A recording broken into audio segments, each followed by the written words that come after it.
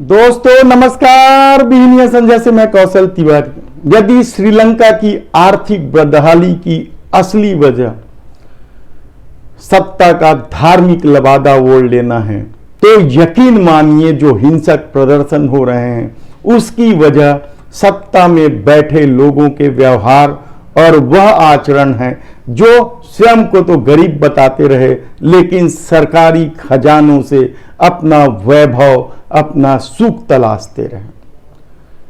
तब सवाल यह है कि क्या किसी देश को इस स्तर पर धर्म का लबादा ओढ़ लेना चाहिए?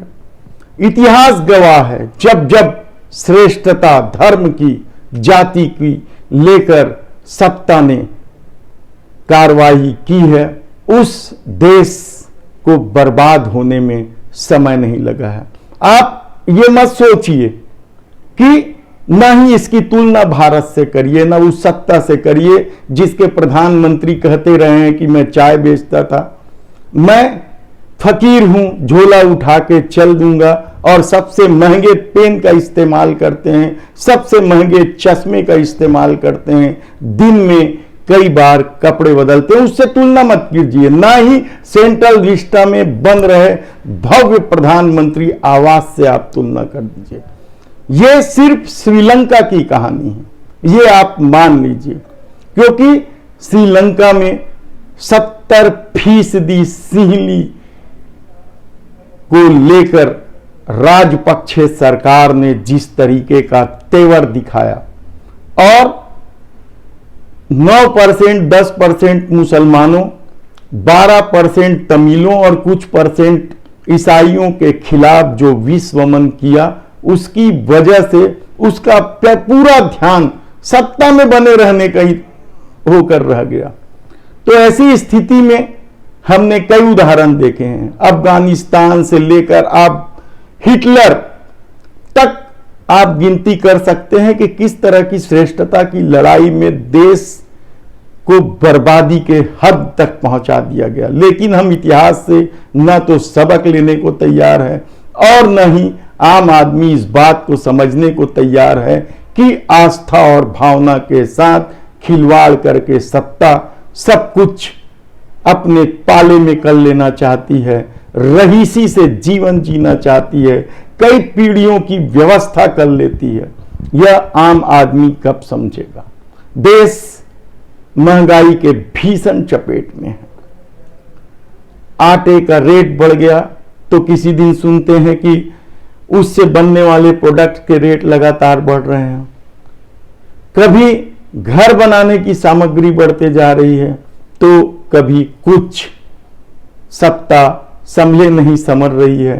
अनाज का भंडारण लगातार कम होता जा रहा है। रिजर्व बैंक के रिजर्व फंड से पैसे उठाए जा रहे हैं, कारपोरेट को छूट दिया जा रहा है और आम आदमी के ऊपर टैक्स का मार बढ़ाया जा रहा है। क्या यह वर्तमान सत्ता का सच नहीं है? निसंदेह आप सोच रहे होंगे कि कोयले का भी तो संकट है। बिल्कुल है, कोयले का संकट बेतहासा संकट है, लेकिन सत्ता यह बात स्वीकार नहीं करती। सत्ता तो उस बात को भी स्वीकार नहीं करती जब बताया गया 2020 में कि धार्मिकता को लेकर भारत नीचे पायदान उतरते जा रहा है। टॉलरेंस की स्थिति जबरदस्त ढंग से गिरावट हो रही है। भारत में गरीबी बढ़ रही है। भारत में सुख तो पाकिस्तान से भी पीछे चला गया। लेकिन धर्म महत्वपूर्ण है। ये यदि लोगों को समझा दिया गया है तो फिर क्या कीजिएगा? कोयले का अभूतपूर्व संकट है। अब तो उत्पादन कंपनी जो राज्यों के हैं, छत्तीसगढ़ की स्थिति बता रहे हैं, देश भर में बने कोयला संकट के हालात के बीच एसईसीएल ने राज्य विद्युत उत्पादन कंपनी के संयंत्रों को कोयला की आपूर्ति कम कर दी है। राज्य के संयंत्रों के कोटे का कोयला दीगर प्रदेशों में भेजा जा रहा है, जिसकी वजह से छत्तीसगढ़ में भी विषम स्थितियां निर्मित होने लगी। आप इसे राजनीतिक चश्मे से न देखें कि चूंकि छत्तीसगढ़ में भूपेश सरकार है इसलिए ऐसा कर रही है मोदी सरकार। दरअसल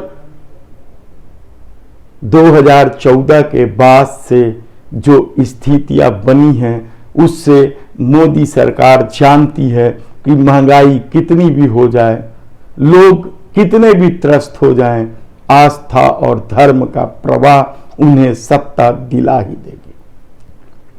ऐसे में छत्तीसगढ़ के मुख्यमंत्री भूपेश बघेल जब दौरे पर निकले तो उनकी घोषणाएं और उनकी योजनाएं भी छत्तीसगढ़िया संस्कृति और धार्मिकता के लबादों से लबरेज है कहा जाए तो कहना मुश्किल नहीं होगा। हालांकि विरोध के स्वर को लेकर सत्ता सजग है और इसकी वानगी हमने पहले भी आपको दिखा दी है। धरना स्थल को लेकर राजधानी के जिला प्रशासन ने यू टर्न लिया है। धरना स्थल नई राजधानी को तो नहीं बदला है, लेकिन जो प्रतिबंध लगाया गया था कि सिर्फ 100 लोग ही धरना दे सकते हैं उसे 200 कर दिया गया। लेकिन इससे लोकतंत्र की आवाज को दबाने की कोशिश या उसकी मंशा पर विराम नहीं लग जाता है। बहुत सारी बातें हैं। कांग्रेस के भीतर सब कुछ ठीक चल रहा है या नहीं चल रहा है यह कहना मुश्किल है, क्योंकि टीएस बाबा के बाद जिस तरीके से राजस्व मंत्री जयसिंह अग्रवाल ने मुख्यमंत्री को कलेक्टर के खिलाफ पत्र लिखा है, तो दूसरी तरफ कलेक्टर के समर्थन में कुछ कांग्रेस के विधायक भी आ गए। ये अपनी तरह की राजनीति है और एक राजनीति कांग्रेस में अपराधियों को लेकर भी हो रही है। हमने बताया था कि किस तरीके से रायगढ़ के जिला अध्यक्ष उमेश अग्रवाल के खिलाफ छेड़छाड़ का आरोप लगा है और वह फरार है, उसे पुलिस नहीं पकड़ रही है। इसकी वजह बताई जा रही है कि कांग्रेस में एक बड़े नेता जो निगम के अध्यक्ष भी हैं, महत्वपूर्ण पद में हैं, उनकी धौस के आगे रायगढ़ की पुलिस असहाय।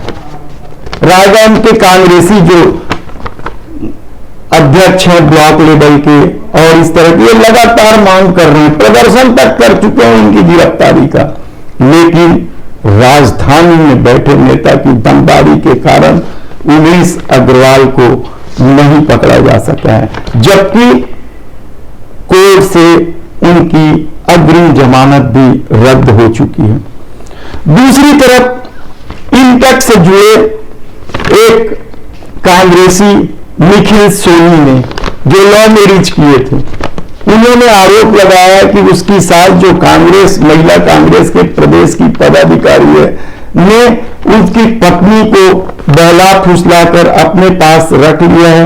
उनके खिलाफ झूठी रिपोर्ट लिखाई गई स्कूटर चोरी का, जो स्कूटर उस महिला के नाम की थी, यानी निखिल की पत्नी की नाम थी और निखिल ही चलाता है, निखिल के घर में था। विवाद होने के बाद वह घर चले गई और चोरी का रिपोर्ट दिखा दी। निखिल को पुलिस ने बगैर जांच बगैर उसके अंदर भी कर दिया, जमानत में बाहर है निखिल।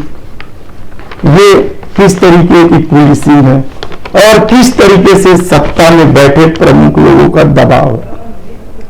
वह निखिल सोनी पत्रकार वार्ता लेकर सिर्फ इतना ही कहता है कि उनकी बिटिया को उनकी पत्नी को दिला दे, वह बहुत प्यार करता है, वह कोई रिपोर्ट नहीं दिखाना चाहता, वह तलाक नहीं चाहता है, अपने साथ रखना चाहता है।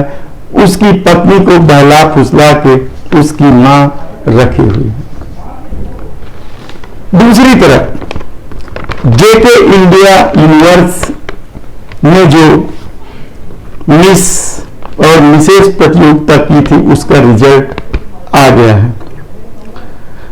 मिसेस का खिताब 2022 का जेके इंडिया यूनिवर्स 2022 में मिसेस तनु जैन बनी, मिसेस रुपेंद्र कौर और मिस रुक्मणी और मनीष जेठानी ने बाजी मारी।